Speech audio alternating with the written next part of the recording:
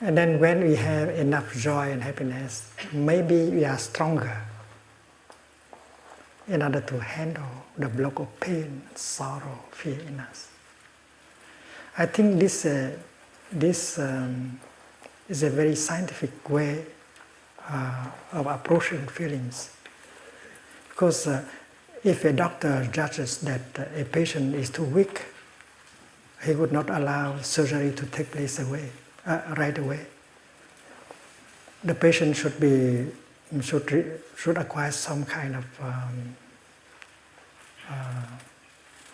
strength in order to undergo a surgery. And this is the same here. Maybe we need some nourishment with joy and happiness before we can handle the block of pain and sorrow in us. That is why the fifth and the sixth exercise go first, and then the seventh come later.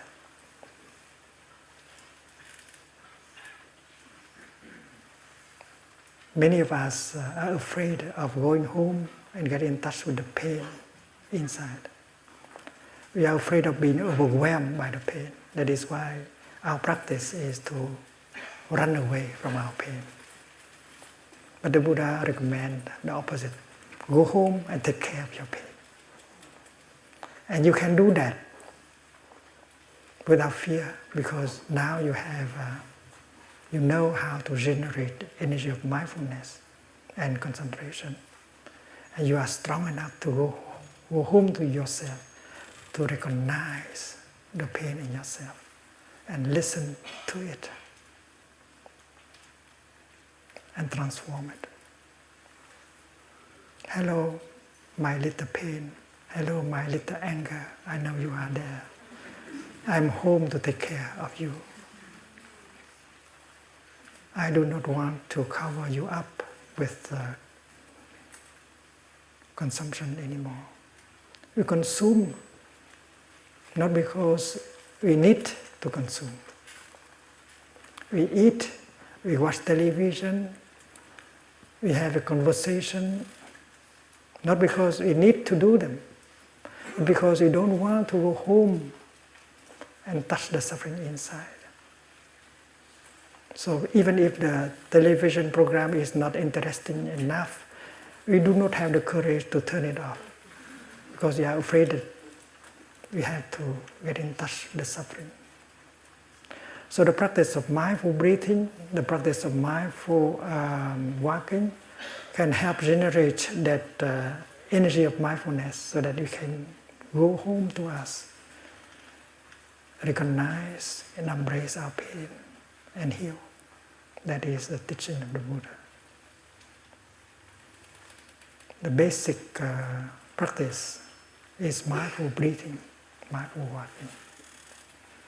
And if we are a beginner in the practice, we can also rely on the collective energy of mindfulness generated by the Sangha. You sit among your brothers and sisters in the practice. You allow yourself to be embraced like a drop of water allowed herself to be embraced and transported by the river. Dear brothers, dear sisters, here is my pain, here is my despair.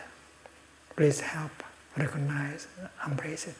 Alone, my mindfulness and concentration is not strong enough for me to do that. So that is why practicing with the Sangha is very important when your mindfulness is not solid enough. And that is why taking refuge in the Sangha is not a declaration of faith, it is a practice. You belong to a Sangha. You know how to make good use of the collective energy of mindfulness in order to embrace your pain and sorrow. And those of us who know that you have pain and sorrow, we sit there, we breathe, and we help embrace your pain and sorrow, because you are a Dharma sister, a Dharma brother to us.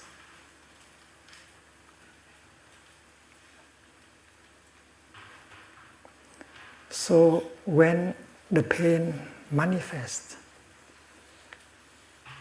as a source of energy, a block of energy, a good practitioner begin to recognize, begin to practice mindful breathing, mindful walking, to generate the second source of energy.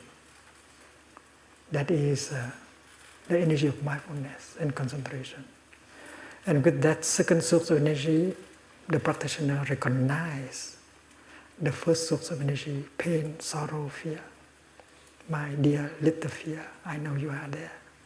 I will not run away. I am back to take care of you. That is the seventh exercise. Recognizing the painful feeling, the painful emotion. And the eighth is to embrace. Because you have enough of that energy to embrace the pain, the sorrow. When a mother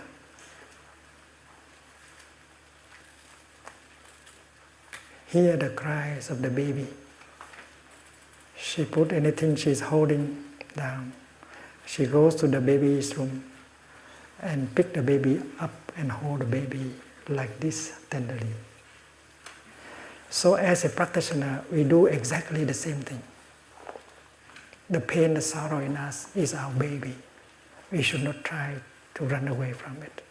We have to be there for our baby. We have to recognize it. And the mother does not know what is wrong with the baby yet. But the fact that she's holding the baby tenderly like that can already make the baby suffer less. So holding your pain with mindfulness, you don't know what is the root of your suffering yet. And yet holding like that can bring already some relief. And you feel better. That is why generating mindfulness and concentration and holding your pain is very important. You can suffer less, especially when you are surrounded by brothers and sisters in the Dharma who can help you to do the same. And after having held the baby for a few minutes, the mother can discover what is wrong with the baby. And she can fix the situation very easily. After having held our pain, our sorrow, our mindfulness and concentration may bring about some insight as what is the roots of this sorrow and fear. And you begin to understand the nature of our pain, our sorrow. Understanding will bring compassion and will show us the way in order to transform. And that is the object of other exercises that follow. But for the 7th and the 8th exercise, is only to recognize the pain, the sorrow, and to embrace tenderly with the energy of mindfulness and concentration.